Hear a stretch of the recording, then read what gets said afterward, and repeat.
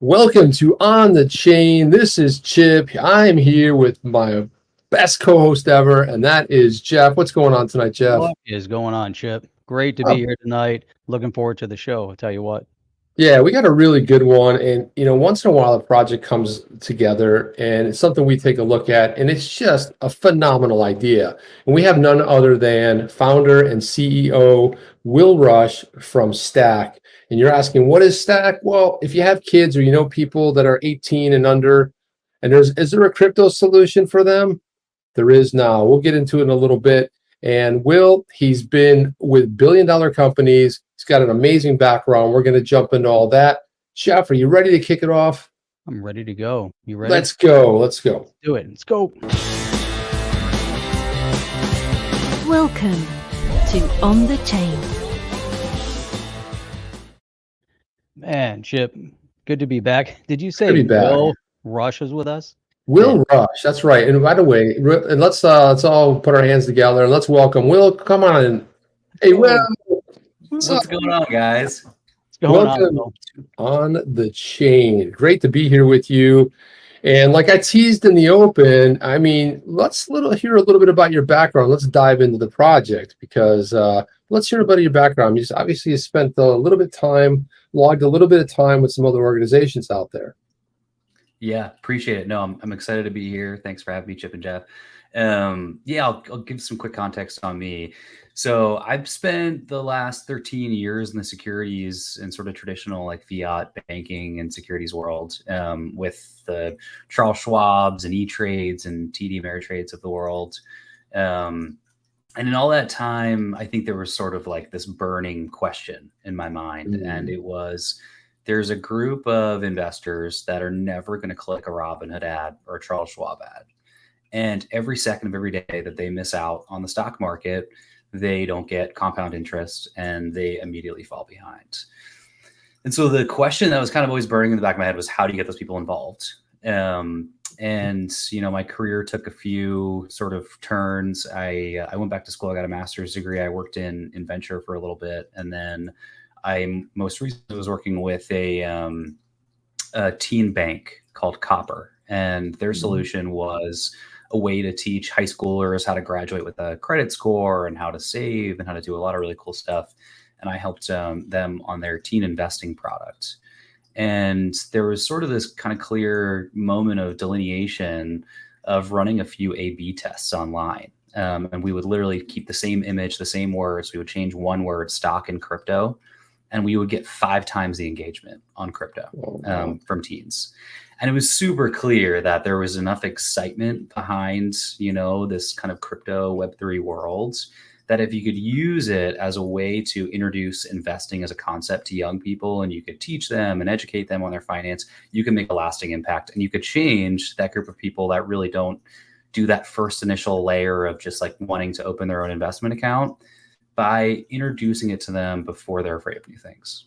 And so that was really what Stack was born out of, that idea of just using the excitement of crypto to go teach young people.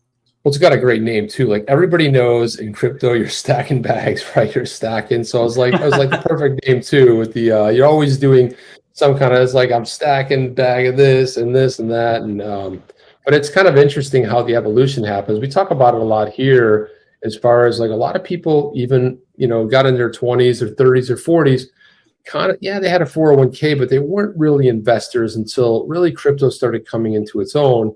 And so it's interesting to see that those A/B tests would produce such a higher volume click-through rate than what you would normally be accustomed to. And but I mean, the idea of having this available, because Jeff and I both have kids under 18. I think that's your target, right?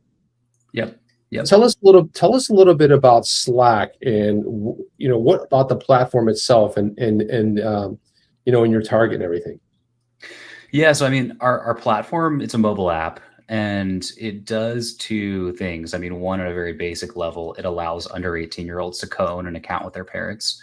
And that's just like, teens want to get their hands on crypto. There's a group that we would, in the very early days, we would go on Reddit a lot and see teens that had hacked their parents' Coinbase account, teens that were on exchanges that didn't ask for their age, which probably, might be a red flag to maybe not be on that exchange in the first place.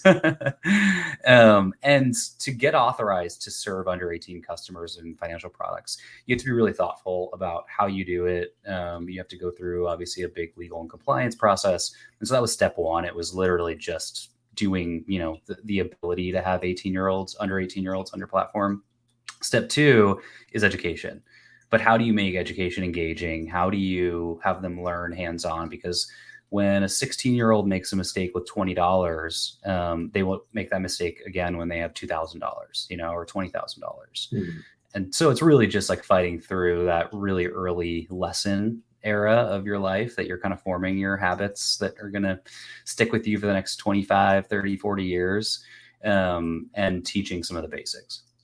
That's awesome. I'm looking through this, and, when Chip, brought this up, and he said, we got to check this out. It's amazing, because one of the things that Chip brought up a little while ago is that we have a lot of individuals in the crypto space right now that crypto was the first time they ever invested. And, you're coming from an interesting background, working with, the mainstream finance, like Schwab and some of the others.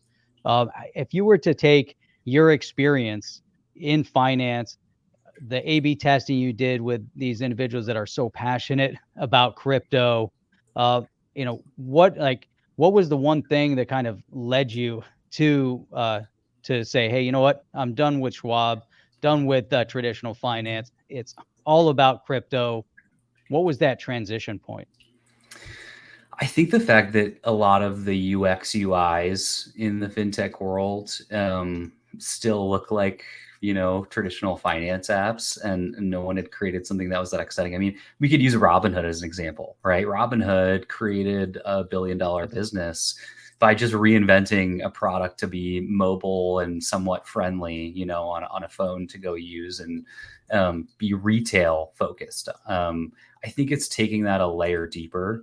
When you are crypto native, and all of us crypto enthusiasts in the world can appreciate this, it is very unencumbered by not being a fiat product. When you start as a fiat product and then you want to take Venmo or any of the PayPal, these companies that are adding crypto to a lot of their offerings, you're adding it to a platform that's natively a fiat product, right? And so the user experience that you have, how you dive in, I always call it like you're steering the cruise ship. You can only go 1 degree at a time.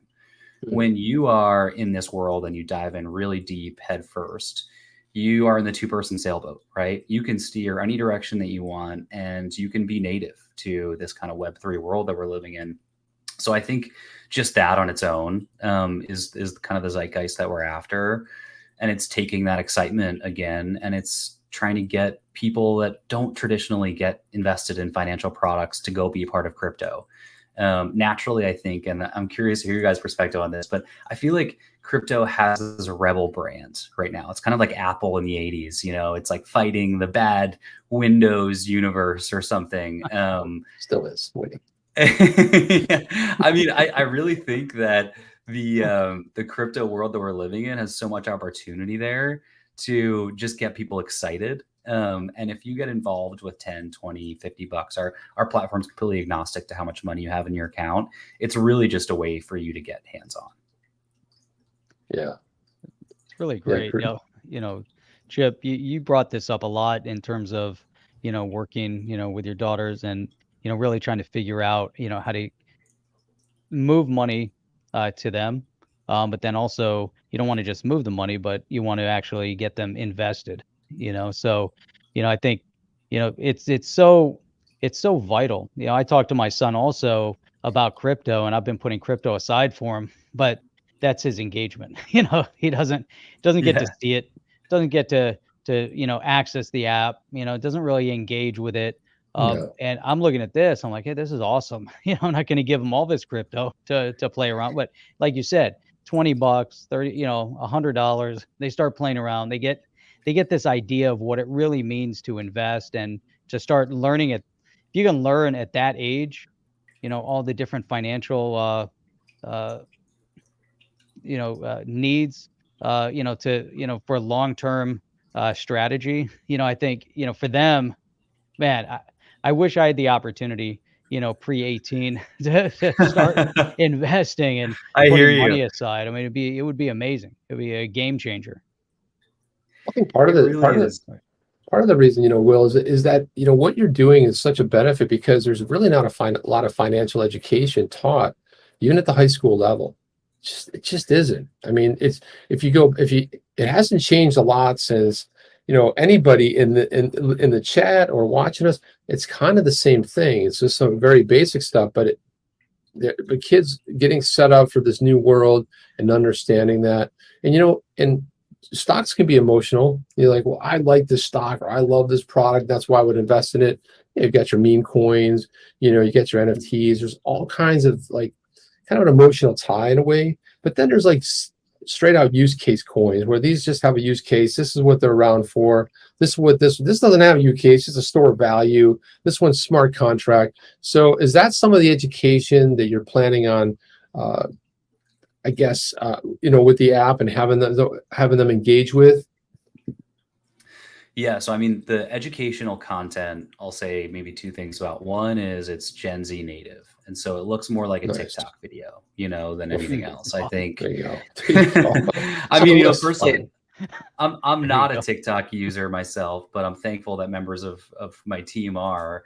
You have to start from engagement, right? And if you can't engage a teen, then why build a platform in the first place? I think there's a lot of really great educational content out there, and some of these fintech apps like Robinhood and Coinbase have some.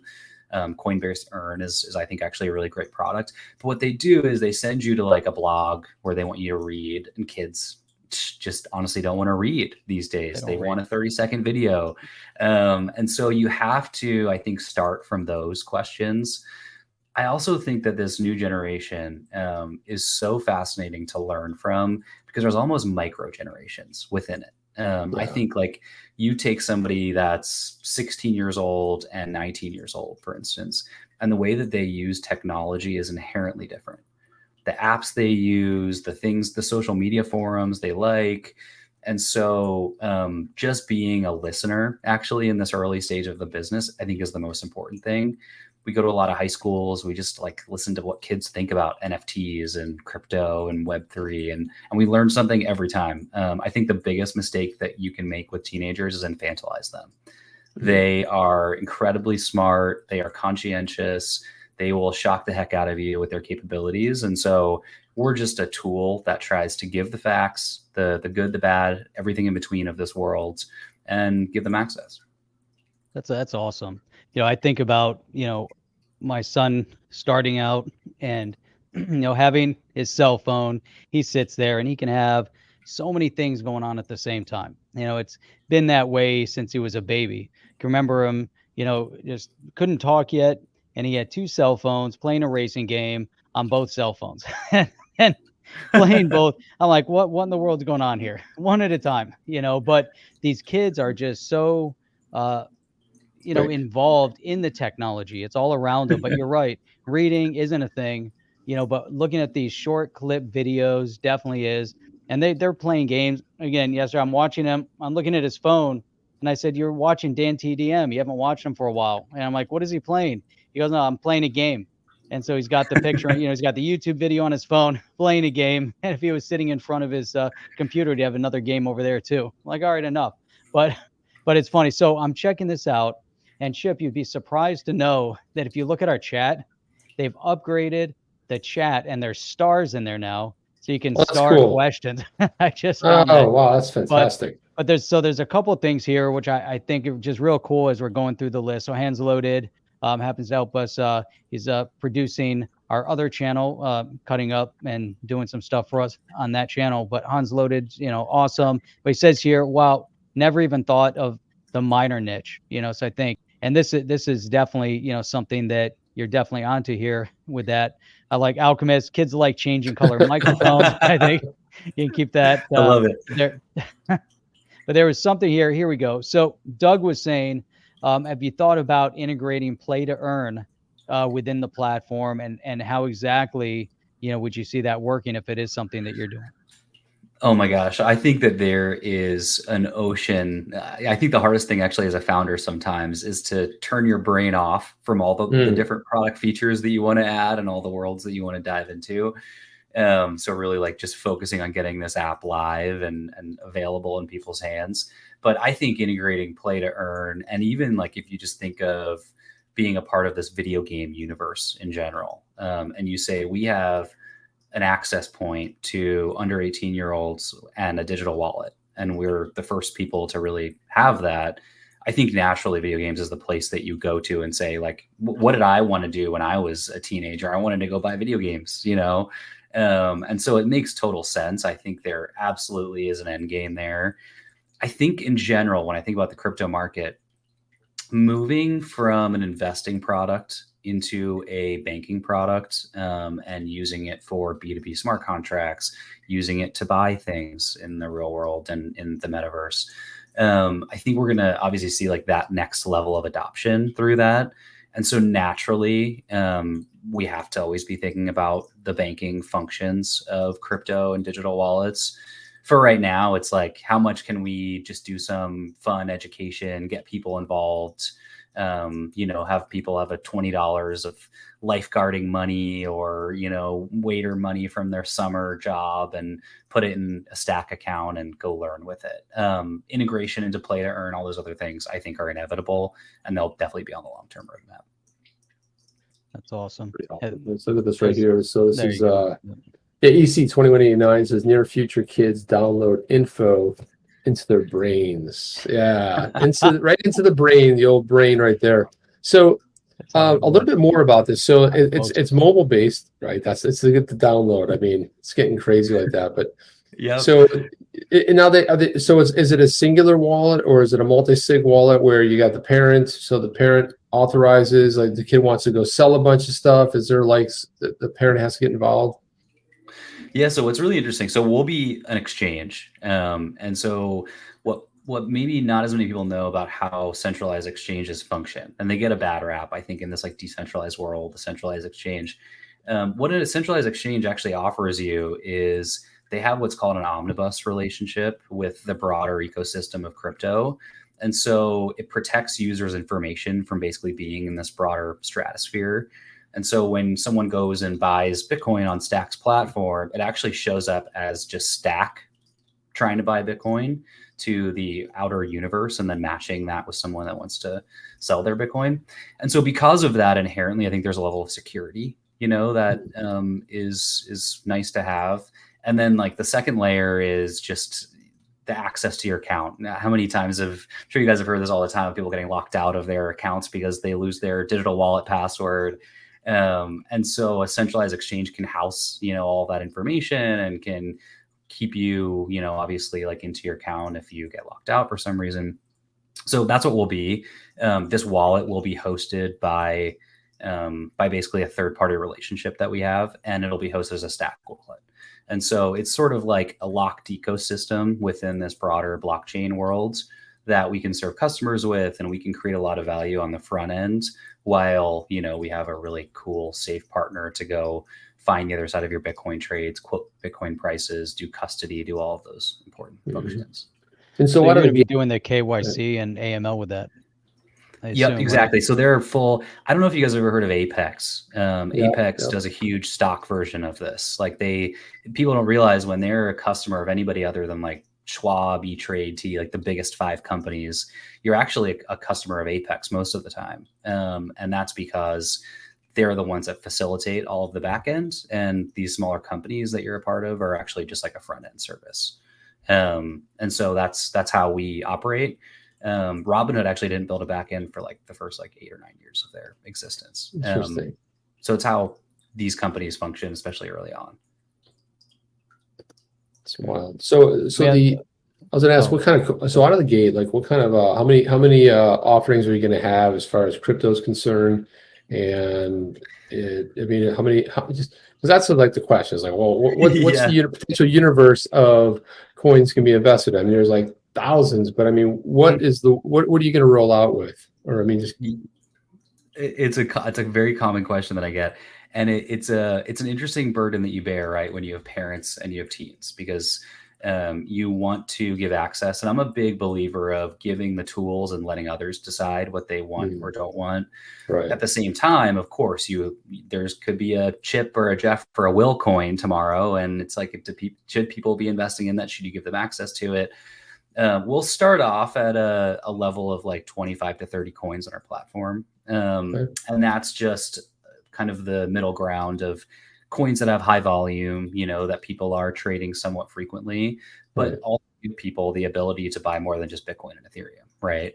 And so will we adopt more coins down the road? I think probably inevitably. Doing so, I think there's probably a part of the platform potentially where you let people unlock the ability to use more coins. The more education they go through, the more they learn about them. We actually don't let you invest in a coin without watching a 30-second video about it. And so it's really just like that level of knowledge and power before you press the buy button because somebody on your Instagram told you to go buy that coin. Well, that's good. I mean, they'll be in the Wall Street bets of Stack, Exactly. hanging out and trying to figure things.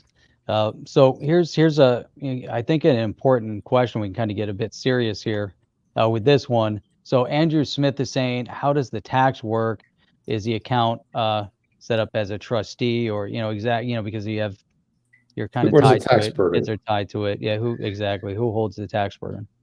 Yeah, so it's just like a brokerage custodial account, if you're familiar with that. And Charles Schwab, for instance, has had these for probably 30 years. And it's if you want to go put some stock aside for your niece, your nephew, your child, whoever it is, you can put it in an account for them, and you get some tax benefits as long as it doesn't meet a certain threshold. And then once it meets the threshold, it's called like the kiddie tax. Then it starts being subject to the parent or the guardian's gains and losses.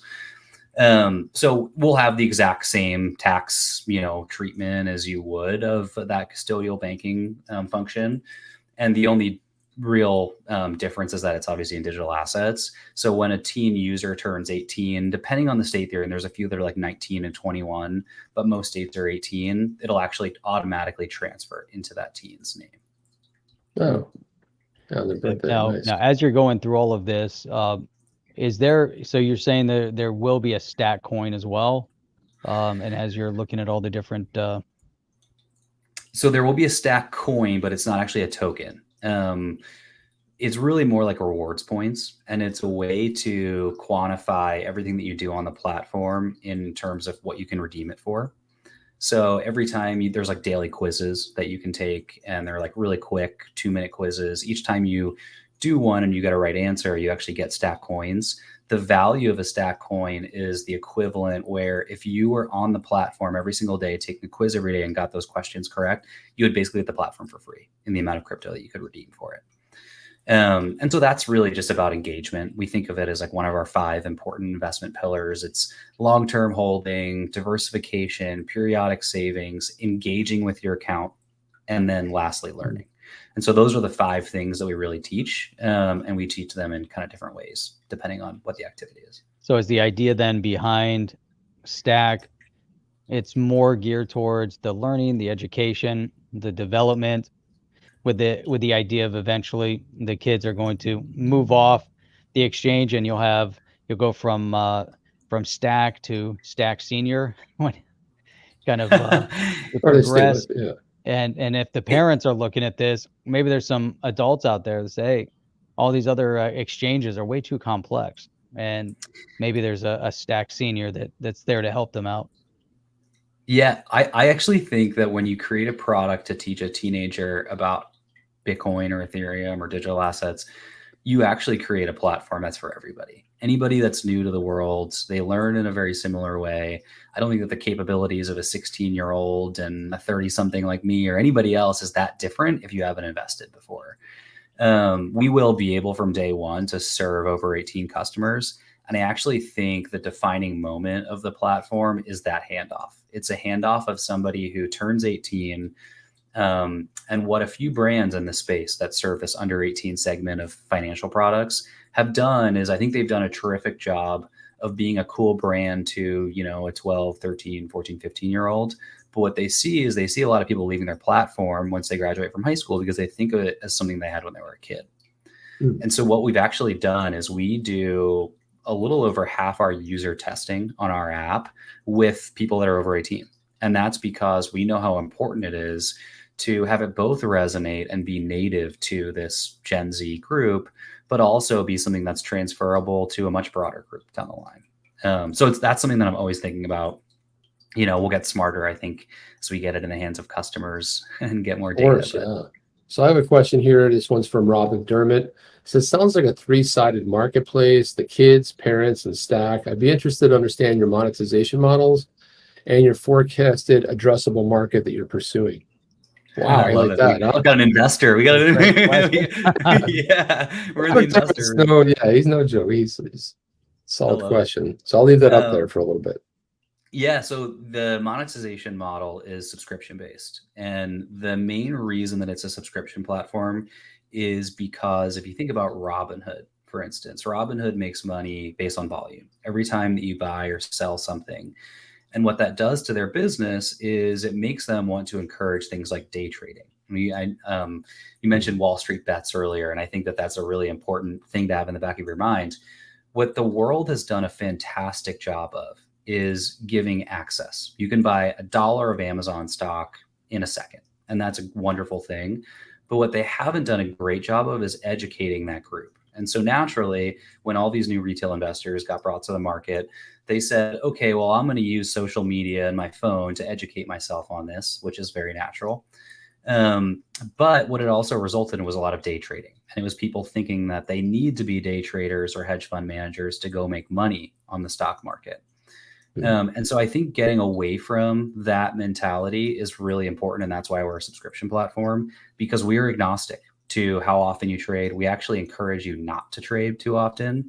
And so if we weren't a subscription-based business, that would, I think, inherently just be a flaw in the mechanics of how we're trying to teach people. So the second question sorry, go ahead. Go ahead. No, just on that point, before you go on to the second part, and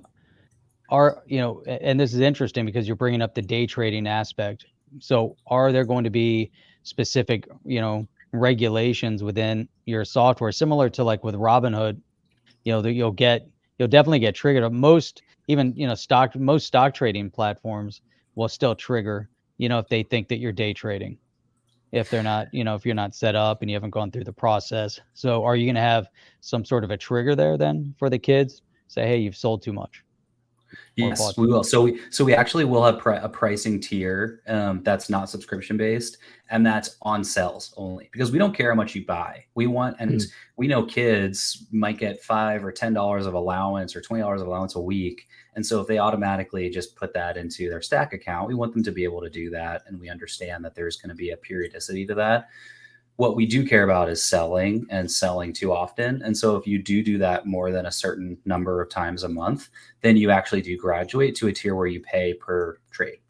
And so that keeps I think the day trading zeitgeist a little bit out of the ecosystem. But again, I mean, I don't want to tell people what they should and shouldn't be doing. All I'm going to do is say, this is 100-year of stock market lessons. And if you put your money in the S&P 500 index, you would probably outperform 90% of hedge funds anyway. And sometimes those unsexy vanilla strategies are actually the best ones. And so it's treating this very memified, tech-focused generation about those things. That's exactly right. So EC2189 says, how do we get the kids in our Congress on the app? I think that's a fantastic idea, because if they could understand it, they watch a 30-second video, they participate. I think this is one of the greatest suggestions ever. We just don't tell them that it's preferably. We just say like, yeah, well, you're 75. That's cool. You can get in there. We'll plug in the wait list. I like it. And then we have this one. Here's another great YouTuber in the space, James Real XOP. Says, great show, guys. So how will brand ambassadors participate? Great question. So we have a brand ambassador program. What that program is, we have two marketing avenues that you guys could probably imagine. One is TikTok, naturally. That's where all of our users are. We do a lot of affiliate TikTok. We don't do a lot of paid TikTok or paid ads in general. And that's just because Gen Z really likes authenticity. They respond a lot more when it's a peer genuinely reviewing what they think about our app, rather than, us putting together a really cool video about what our platform is. Right. And so that's one strategy. The other is the brand ambassador strategy. And that's more of like guerrilla boots on the ground marketing, old school. And you can be the rep of your high school. You get a stack sweatshirt sent to you in the mail. You're naturally usually the person in your high school that people come to talk about Bitcoin or Ethereum or crypto with.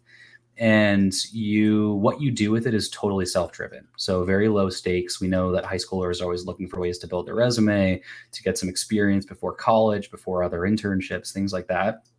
And the idea behind it is to create this really cool community of crypto-focused young adults that at some point will graduate to like a Slack or a Notion channel as well, and put on monthly events for, and have some really cool guest speakers just add value to this demographic of people that, are interested in this world. They probably want to meet thought leaders. They want to hear what people are thinking about the space. And they also want a peer community, that's thinking about crypto. So that's where we'll go with it. Very early days still right now. Good stuff. That's great. Yeah, I want to get back. Let's go back to part two of the question before I interrupted you. So, got the monetization model, and then the forecasted kind of the addressable market. Yeah. So I think when it comes to market sizing, the way that you can think about this is looking to the other under 18 finance products. You can look to under 18 banks. And if you guys are familiar with companies like Step, Copper was one of them. Yeah. Current, Go Henry. There's a few players there. I think there's room in each of these markets, like whether it be stock products, whether it be banking products, and then probably crypto products. And maybe there's sub industries in crypto. Very early still. But there's probably room for at least 3 winners in that. And usually those winners, when they hit like sort of the million customer state, they graduate to like what you would classify as a unicorn and $1 billion company. And so those are the benchmarks that we're always thinking about. I'm afraid of really putting a market value on it because, as you guys can probably appreciate, crypto is such a moving world, and adoption changes so dramatically, and the swings change so dramatically. So rather than, talk about the market as a whole, I'd rather say for us to go be a $1 billion company, we have to serve at least 1 million high school customers. And then also think about, of course, other demographics like college kids and potentially adults as well. And so that's the user base that I'm always thinking about.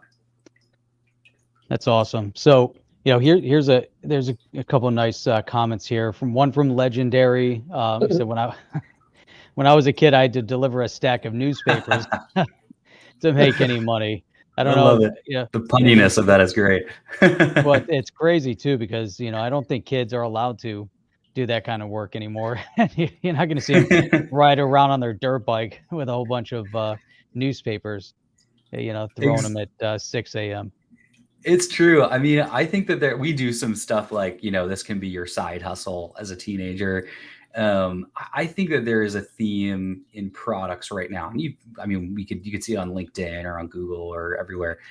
Gen Z is obviously a huge focus of a lot of products right now. People are trying to figure out how they can tap into Gen Z, what Gen Z cares about. At some point, it'll be Gen Alpha, too.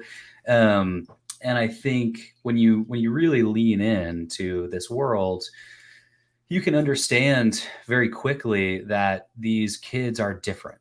They are different than when I was in high school. We do some TikTok affiliate posts, and I'll talk to a kid who's in their parents' basement and, is charging $1,500 a post. And I think to myself in that moment, what was I doing when I was, 16, 17 years old? So the hustle is different. The hustle is different. I think certainly digital assets can be part of the hustle. But I'm here for Gen Z stories because I think that they use technology, they use, entrepreneurial spirit, all those things in a different way that, high schoolers were when I was at high school, and probably you guys do.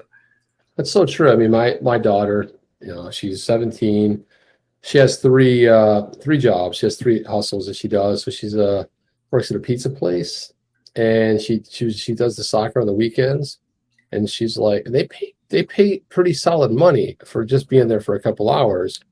And then she tutors kids with math. And I'm like, well, how do you get that whole schedule work out? Okay, so these days I'm here, they know I'm open there, and I do this and I do that. It's on TikTok, does the whole thing. And it's like, it moves really fast. So, Will, you're kind of like spot on. It's like even the TikTok videos. Funny thing is, a lot of us that aren't really exposed to TikTok, we see those TikTok videos, repost it on Twitter, right? So we see it with the TikTok logo in the background and stuff. Yeah. And I actually had a former colleague who was really, had amassed 150,000 people on TikTok, just doing like live streams and stuff, but not really monetizing yet. But yeah, you're right. I mean, sit in your basement charging $1,500 one-time shot. It's insane, amazing. right? Nice. It's amazing. A nice gig. Yeah, right. That's what I say every time. To the ones that are out of our price range, I always say, good for you. I'm glad that you're making that much, but we can't afford you. Yeah. Come on, kid. That's great. It's cool. It really is cool. It's such a different world. Especially once we start getting more and more into the play to earn, when that's simplified, like you were saying earlier, these kids live and breathe video games, from their phone to the computer to their console, and they just live and breathe it. And imagine if you could take all that commitment and effort and time. I think back all the time I spent in front of video games as a kid, how much money I would have amassed by now. It would have been crazy. Later, Here's a great comment right here. Veritas Equitas Semper says, Will actually listens. This guy's good. He'll make it happen. That's awesome. Appreciate that. That's a great comment. We've got a great crew. And then this one here says, will your idea beats parents giving credit cards? And one of the things that I use is Greenlight. I've been using Greenlight for a few years, and it's really nice. I mean, kid can get, the funny part about it was, you can put your kid's photo on there. My kid's like, no, I just want the normal thing. I don't want to walk around with the photo of my photo or some pet or whatever. She goes, no, I just want the regular card. I'm like, yeah, but you can customize. You can put something cool on it. She's like, no. And it's really easy. It's like, it doesn't settle. Like, we know crypto settles very fast. But in the app, if I need this, she'll text me, I need money.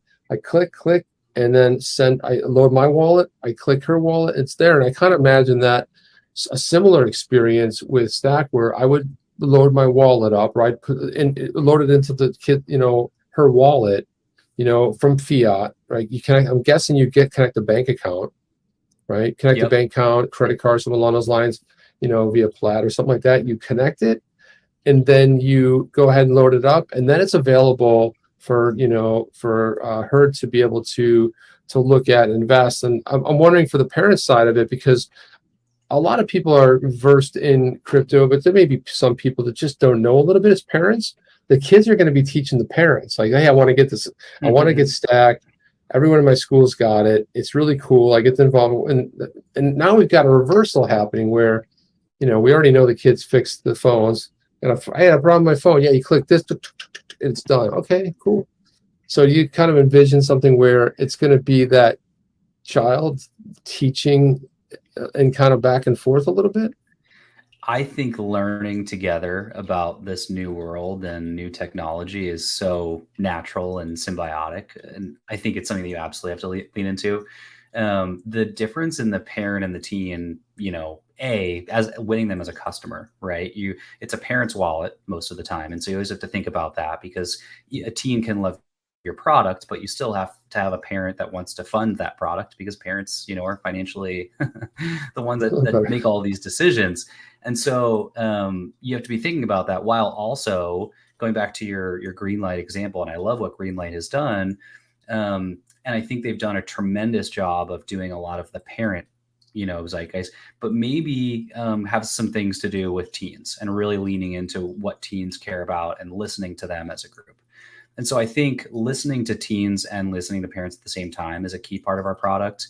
The one part of our product that is universal is the learning feature. And so when parents access the app, they don't have awards, they don't have, the swag shop, and they don't have some of those same features that really, we think, mean a lot to teens, but they do have the learning component. And the idea there is parents and teens can learn together. They can learn on this platform. And there are a lot of parents that might be interested because their teen asks them about this crypto app. And then they themselves become part of the crypto community. And so I think there's a really cool story there potentially of the outcomes that we could generate.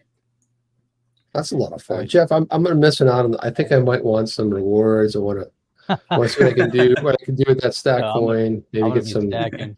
But You we're gonna have a know, competition, Chip. Once it launches, we get on there. We're gonna going see who down, can Jeff. earn the It's most. going down.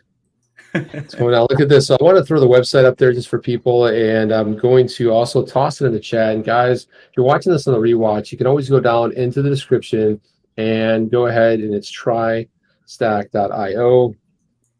Yeah, we're also on the chain.io. So there you go. It's like, but here it is right here, easy crypto investing built for Gen Z. And then if you just click on this little button here, you can join the wait list. Just an email, phone number, and you start with a crypto side hustle, build an empire. And then, parents learn more, but here it is right here. And it's true. I mean, when Jeff and I were looking at this, the only crypto platform built specifically for Gen Z. And I love the idea. So a lot, this is good education right here. Right here is really the crux. Start small. So many people think like, well, a Bitcoin is, what is it, up to 40 some thousand, as I haven't checked. It's like they think they have to, I can't buy that. It's a $100 coin. Yeah, but you don't have to, you can buy a fraction. A lot of people don't realize that. Start small. Like the whole idea of, diversifying, build a little wealth, blaze a path. This is good stuff right here. It's so important. I mean, the start small message is probably the most important message that we have to hammer home. And actually, you'll see on our app when it's live, we have something in there that shows that if you just invested $20 every month and you did it over a 40-year investment horizon, and you just captured Bitcoin's average gain rate for the last year, so not when it was doing crazy things, when it's sort of matured a little bit, if you could continue to get that back on your crypto investment, you would be a millionaire. And so it really doesn't take much. That's what compound interest does. Compound interest goes to work for you each and every day. And so that is the biggest thing. Oh, that's when you have good interest, and that good interest is what you have in crypto. Unlike what Gary Gensler, the chair of the SEC, had said, well, college kids can invest and put their money away in banks that are paying 8%. But he lives in a different. He lives in the alternate universe somewhere else. But in the crypto space, this is compounding interest. I mean, that's how over the course of history, that's how so many people have really been able to generate, significant wealth, through that. And crypto is going to be even more amazing. So, I mean, you bring it up such a great point. No, it's so important. I mean, we actually, as part of our parent user population, we said, can we learn something from current parents and what their habits were when they were young that had a tremendous effect on their long-term net worth? And so we asked them a lot of questions, and we got this very unintended but really cool output from that survey. And it was parents that were born between 1975 and 1985 that were in the early adoption of the internet. So they were a teenager or a high school, college student during that early adoption phase. If they decided to be on that early adopter list and access the internet before they were 18 years old, they had a 13 times higher net worth by the time they were 45 years old. And it makes sense, right? You can think about maybe they got tech jobs. Maybe, I wish I did this. They went to code camp at some point, but they were early adopters of the latest technology. And so if you think of us in this Web3 world as very much still in the very early days, it can make the difference. It can make the difference for a kid that's 16 years old, 25 years down the line. And so I think those stories are really what our entire platform is built on. Now, that's crazy. You talk about that, and I was, looking, code camp, starting in those early years. Yeah. I don't remember how old I was, but I remember going to code camp, and we were learning basic. Good for you. Basic. And, the problem was when you came home from coding camp, you didn't have a computer to keep coding on. So it was now these kids, it's funny because I talked to my son about that. I'm like, you got to go. It's time for you to start. You got to learn coding. You got to learn, you got to get that figured out at this age, start driving, that, and it's so critical. Man, and I'm so excited about this. I think you're really onto something really big. And if it resonates here with both Chip and I, and having the same conversations with our kids, my son has come to me, and one of the questions he said to me, he said, well, you're an owner in your business, and and as he said, mom's also, big in her company. You guys kind of run things. And he goes, so I'm sure that, if I started working for one of you now or soon, I can start earning money. I was like, yeah, that's what are you hinting at? And he said, well, I want to be able to take that money. And he said, but if I take it and I start investing it, he said, I'm sure I could generate a lot of wealth if I start investing. I'm like, man, you're onto the right track here. Yeah, Oh, definitely he's got on it. the He's right got path. So, it. They Good say for the apple him. doesn't fall too far from the tree. That's what they say. yeah.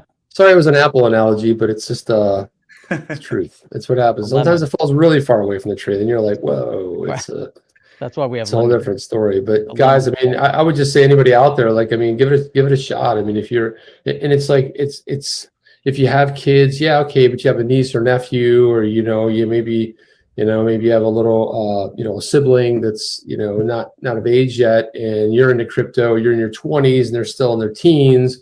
I mean, it's a really great opportunity. And I was like, it's so crazy that nobody thought of this, but Will's been all over it. Will is, he's the one that sort of came up with it. And a lot of times we look at stuff here too. And I'll be honest with you, I absolutely just love this logo. I just think it's fantastic. It almost reminds me of those old those record players. Just have that little clip you put inside there. It's just cool, man. And everything on the website just spectacular. And if it's any indication of what the app's going to look like, and user friendly, I love this bright colors. The purples, the beautiful, the blends and all that stuff. It's really cool stuff. Gradients, good stuff. So it'd be interesting to see. Yeah, at some point before it comes out or something, or we get on the beta list. Jeff and I would like to be beta customers too. That'd be awesome. Give some feedback, but You're in. it's cool to get our kids into it. And like I said, there's been all like copper. There's in green light. There's always like these little things, but this one right here, I think, is going to be exciting for kids. And they're going to get into what they're not. Now, here's another question: do you think at some time in the future that you might start adding, because NFTs are crazy right now? Do you think that that's something that kids can make their own NFTs? Maybe have something where they can create an NFT and then post it. So you have somebody investing, but then you're building these little entrepreneurs as well. That's awesome. I think that it's only natural that at some point we dive into NFTs.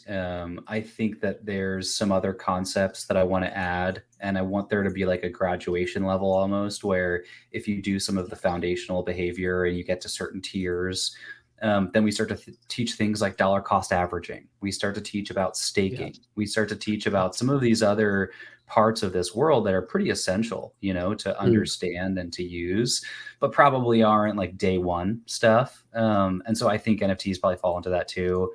I'm very, very optimistic on the NFT world. I think there's of course a very polarizing view there, just as much as there is crypto.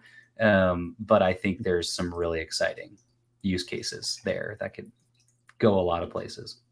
Yeah, this is great. I mean, Chip really brought out a critical point, because we've looked at a lot of projects, and sometimes it's just what your first visual of the project. There's many projects out there that are solutions, and they're always in search of the problem, and they can never find the problem, and those companies will probably fade away at some point. And we talk about it a lot because we're always looking for the one that's trying to solve a problem. I mean, you're right on.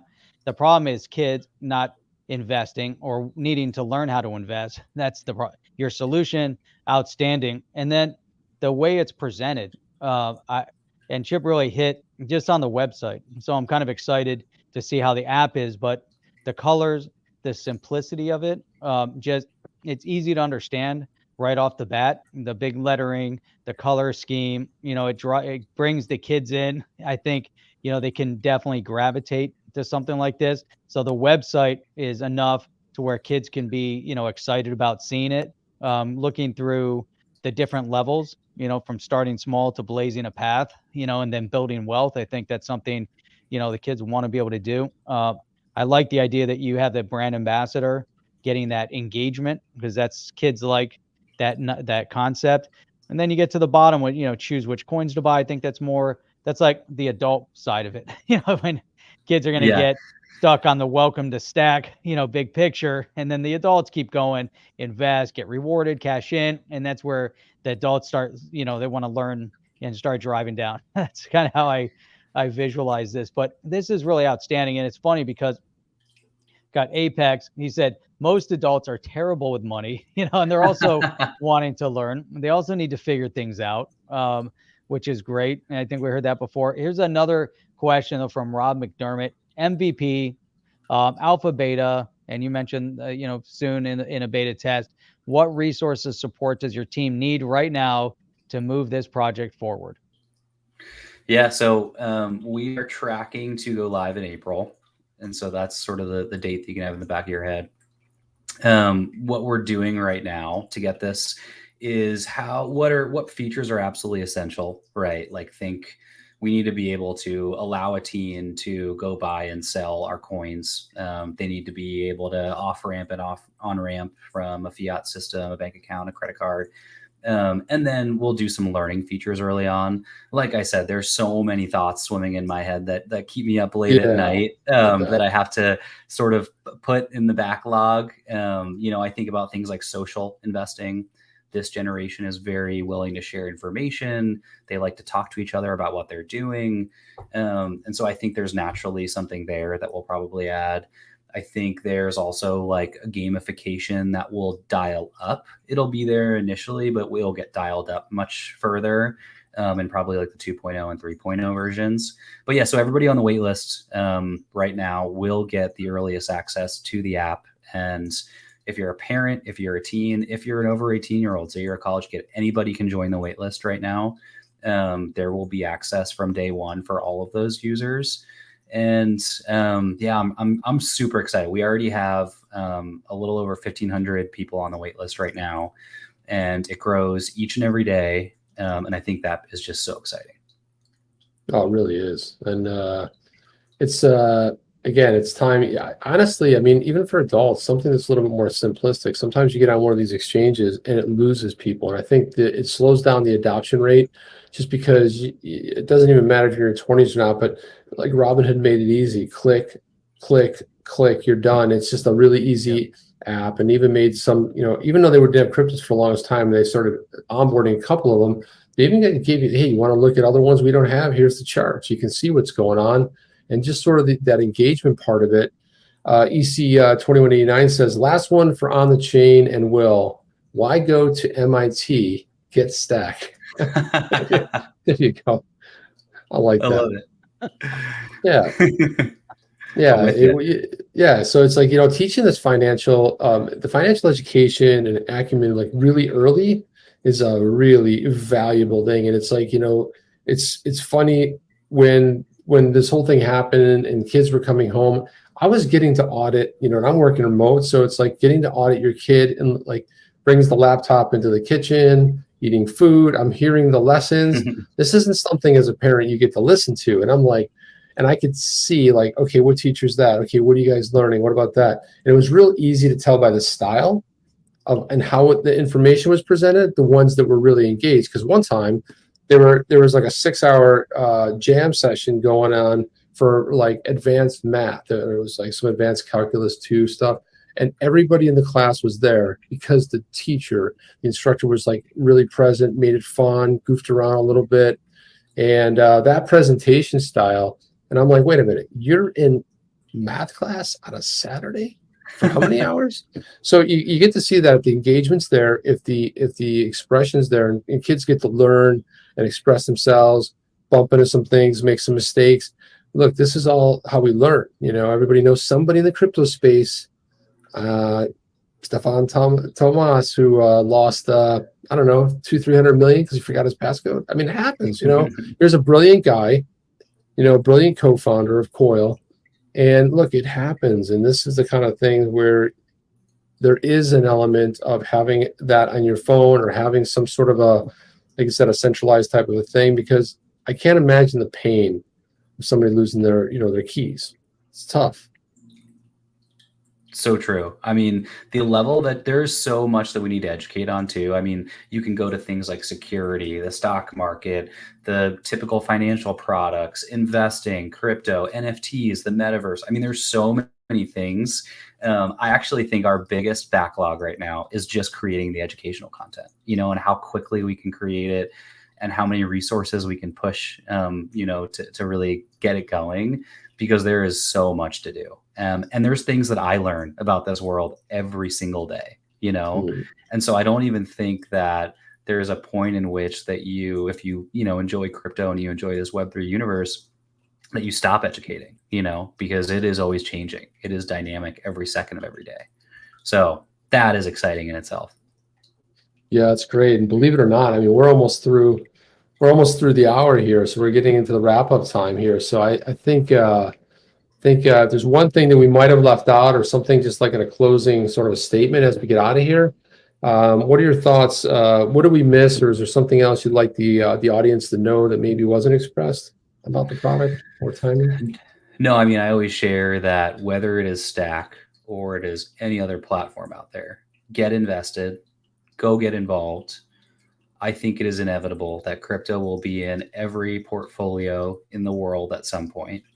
And so getting involved early at any dollar value, no matter what age you are, no matter what technology experience you have, I think that is the North Star that I'll always operate under. And again, I think, Stack is a really cool part to be that story for young people and potentially beyond. But there are a lot of other great platforms out there, and there are a million ways to get involved. So that's what I would leave you with. I like it. Well said. And that's when you're rooting for the whole ecosystem, rising tide floats all boats. There's enough for everybody, and everybody wins. That's a win-win sort of an attitude. That's one of the things we've appreciated having you on here. Elegantly can speak about the product, but just in general. And like I said, Jeff and I are like, just I want to beta test it. I'm serious about that. I mean, I think it's a cool product. Can't wait to get our hands on it and start looking at it. And guys, I've dropped that in there in the chat right there, but it's trystack.io, and you guys can click on that. Get on the wait list. Pretty easy. Just put your email and your phone number in there, and then as I guess you start opening it up, as you get closer to launch date, mid-April, towards the end of April, you'll start onboarding some people, and it'd be something fun to watch. Jeff, you have anything? Yeah, well, one question, is this going to drop on both Android and iOS? Yeah, so our intention is to drop in both. 90% of our user base does have an iPhone, so I will throw that out there. That wait a second. Hang on a second. 90%, Jeff? 90%. That might be a controversial topic in this room, but no, with us, no. I mean, well, I love that you're launching on Android too, because look, I mean, it's one or the other. It's one of the flavors, and regardless of that, it's great, because a lot of times I do think that Android suffers a little bit. Sometimes they go like, we'll do this one first. The fact you're releasing on both of them makes a lot of sense. I think it's good business sense as well. Yeah. And hey, just to wrap through a few additional comments here. Rob McDermott, great interview, guys. Had not heard of Stack before. Very compelling, which is awesome. Sean Thompson, Chip and Jeff, thanks to Stack for being on the show. That's great. And then Veritas, we'll have to have Stack back in a few months. Please. Yes. Please. Come back, report in. Yeah. Bring you back on, report in. Give us the update post rollout, maybe after the first quarter of full active users, and that would be really interesting to see what that experience is like for you if you're not just buried in work overload at that point. Right. That'd be outstanding. But definitely want to say thank you for coming on here on the chain. Really appreciate you, and we're definitely going to keep watching the project. I think you're on to big things. Yeah, exactly. We love founders who are doing something big out there, and really, like Jeff was saying, bringing something that. And again, how did we get so far into this thing? We're like 12 years in this experiment from Bitcoin to 2020. How did this happen? And nobody's done this. So kudos to you for building it and deploying it, getting it out there. And I'm really excited about it. I think it's a really cool project. We'll keep tabs on it. And again, looking forward to getting on board on the product, and we'll go from there. That sounds great. Thank you, Chip, Jeff, so much for having me. It was awesome to be here. I feel like I could talk to you guys for hours about this. Yeah, we come back on at some point, and you will be beta testers. Absolutely, I will get you. That's early awesome. access. That's pretty cool. I love it. We'll sing the praises of it, and we'll have to get my kid on it. But that's it, guys. That's all we have. We'll be back again tomorrow night, 8:00 p.m. And also, thanks for coming on live too, because sometimes it's it's that whole live aspect. But live is what we like, because that's how we can get the questions and people can react to the product and the project. So that's all I have. But we'll hang on for a second, because we're gonna, after we go through this, we'll come back. We'll circle up, and we'll have a little close out in our green room. Camera in the green Which room. looks exactly like it looks now, guys. But it's like we'll be in our green room after this. Sounds cool, right? It sounds very like cool. Before the guest goes off, we're like, I'll be in the green room. In other words, just take them off the screen. There it is. Got to use the shop talk. But anyway, guys, hang out. We will see you guys later. So from Will, Chip, Jeff, we are out of here. We'll see you on the next one. Hang out. Take care. Bye-bye. Thank you, guys. Are you down with OTC? Please like, subscribe, and click the bell to be notified when the next video drops.